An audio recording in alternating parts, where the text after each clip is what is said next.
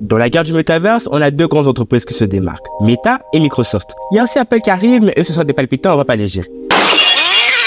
D'abord Zuckerberg. Lui, il est tellement investi dans le métaverse qu'il a renommé sa compagnie entièrement pour se concentrer sur ça. D'ailleurs, il a aussi l'ambition de dépenser 180 milliards de dollars sur les 10 prochaines années pour être le meilleur du marché.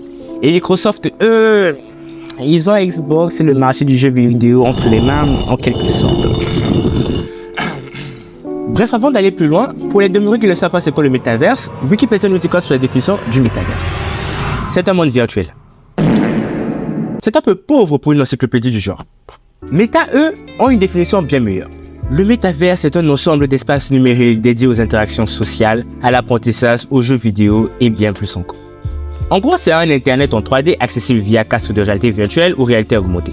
Et je vous vois venir dans les commentaires. Non mais tu sais pas de quoi tu parles. T'es à côté de la plaque. Mais ma petite soeur sait c'est quoi. Ta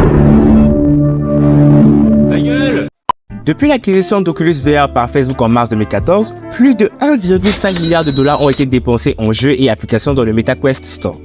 Parmi ces jeux et applications, 33 ont réalisé plus de 10 millions de dollars de recettes brutes, 55 plus de 5 millions de dollars.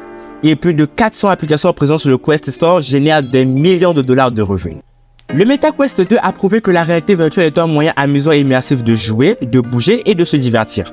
Pour l'instant, on n'a parlé que de jeux vidéo, mais la star de l'ombre est bel et bien le travail. C'est l'un des domaines où le métavers sera le plus transformateur. Imaginez pouvoir aller au travail sans quitter le confort de sa maison. C'est un peu comme le télétravail lors du confinement. Cette période maudite, tout le monde voulait s'arracher les cheveux de la tête. Ici, les gens s'y sentent vraiment présents, productifs et connectés, indépendamment de leur présence physique. Ne serions-nous pas à l'aube d'une prise de contrôle totale des machines? Ne sont-elles pas en train de nous bercer d'illusions pour mieux nous détruire? Bon, là je dramatise un peu. La version professionnelle du MetaQuest, le MetaQuest Pro, a été conçue pour la collaboration et la productivité. La salle de travail virtuelle Horizon Workrooms est une première étape vers un bureau dans le métaverse. Et grâce à la plateforme Presence, de nouveaux types d'applications ont été créés. Les entreprises qui souhaitent se préparer au métaverse sont enthousiastes.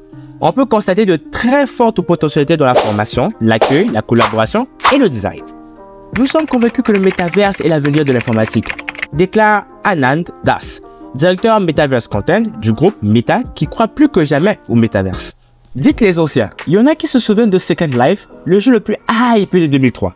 Ceux qui y ont joué décrivaient le jeu comme étant plus attrayant que la réalité, que leur vie réelle, leur première vie.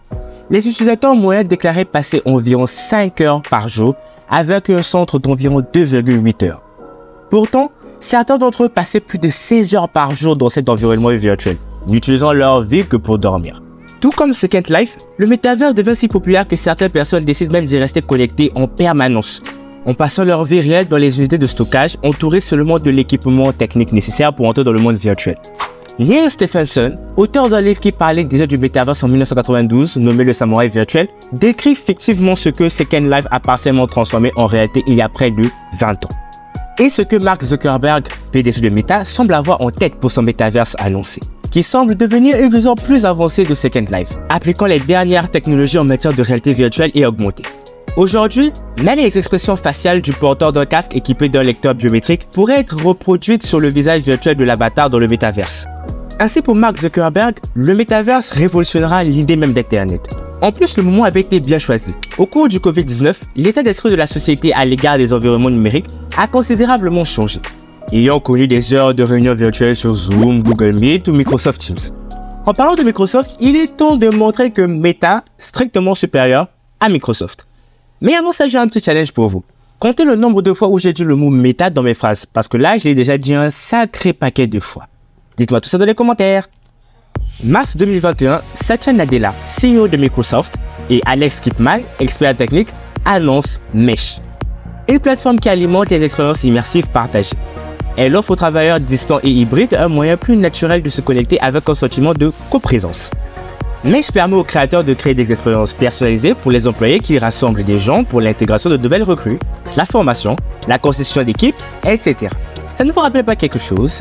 D'ailleurs, je me suis souvenu que j'ai pas beaucoup d'amis qui ont des mèches dessus. C'est nul! Cette plateforme de réalité mixte n'est pas sortie de nulle part. Microsoft s'est positionné sur ce nouveau projet quelque temps juste après que Facebook ait décidé de passer à Meta. Coïncidence? Je ne crois pas. Si le métaverse de Meta s'orientait plus vers le multidisciplinaire, Mesh lui s'oriente uniquement vers le professionnel. Enfin pour l'instant. Pour vous ajouter une preuve de ce que j'affirme, Microsoft avait déjà une application dédiée à la discussion professionnelle, Teams, mentionné plus tôt. Il leur a fallu un déclic pour vite faire un changement, parce que sur le marché des visioconférences hors réalité virtuelle, il y avait Google Meet. Le métaverse a été pour Microsoft le moyen de se démarquer.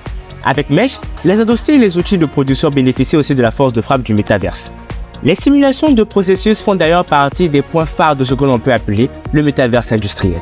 Elles augmentent nettement les capacités de prédiction des entreprises qui sont alors en mesure d'anticiper des situations précises et leurs erreurs tout en adaptant leurs outils de production et leur mode opératoire en conséquence.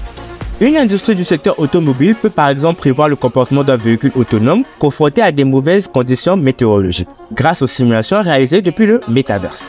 Le métaverse industriel ouvre aussi le champ des possibles en matière de résolution des problèmes à distance, d'automatisation et de contrôle des processus de visualisation immersive en 3D, ou encore de data analytics. Maintenant que je vous ai montré que Microsoft était un copieur astucieux, il est temps de parler de ce qui est pour moi le partenariat du futur. À l'occasion de l'événement MetaQuest 2022 qui présentait le casque MetaQuest Pro, Meta et Microsoft ont annoncé un accord historique. Grâce à ce partenariat, Microsoft pourra intégrer ses applications principales telles que Teams, Microsoft 365, Windows 365 au casque de réalité virtuelle de Meta. Par exemple, il sera possible de rejoindre une réunion Teams depuis l'intérieur des workrooms de Meta Horizon. De son côté, Mark Zuckerberg y voit une opportunité majeure pour développer son projet de métaverse et capter plus facilement une audience professionnelle. C'est un partenariat assez ambitieux et inattendu lorsqu'on sait que les deux firmes étaient en concurrence directe dans le domaine du métaverse et des réunions immersives. Maintenant, une question se pose. Qui sera le réel gagnant de ce partenariat? Plusieurs personnes estiment que le pari de Microsoft sur le métaverse est beaucoup plus précis et à court terme que le pari de Meta. De plus, Microsoft se tourne de plus en plus vers l'IA. Je tiens à rappeler qu'en début d'année, Microsoft avait investi 10 milliards de dollars dans OpenAI, la firme à l'origine du très célèbre ChatGPT. Avec cette action forte, l'entreprise peut diversifier son portefeuille en supprimant la dépendance à l'égard des produits tels que Windows et Office, ce qui a contribué à réduire les risques d'investir dans l'entreprise et également à maintenir sa position dominante dans les domaines où il opère. De l'autre côté, Meta a un problème sous la main. Facebook ne grandit plus dans plusieurs pays, a des problèmes de rétention et a des concurrents comme TikTok, ainsi que WhatsApp a beaucoup plus de mal à monétiser. Avec le métaverse, ils veulent dominer la niche, mais je ne pense pas que c'est impossible de changer et de se tourner dans un autre domaine. Meta a fait un pari tout ou rien, voyant les problèmes sur les réseaux sociaux. C'est une nouvelle voie, mais il semble que tous les jetons ont été mis dedans. En changeant le nom, les initiales en bourse, donc c'est quelque chose de plus risqué. Et c'est là tout le génie de Zuckerberg. Il y a 19 ans, qui aurait pensé que Facebook serait devenu ce qu'il est aujourd'hui? Bon, c'est vrai qu'il y a une grosse décadence du réseau ces dernières années, mais il reste quand même 4e dans le classement des réseaux les plus utilisés par les jeunes. D'ailleurs, Instagram est premier. Et il appartient à qui Instagram? Zuck. Si Facebook se positionne tant à être les premiers sur cette technologie qui a bien à nous offrir, c'est qu'il y a une raison.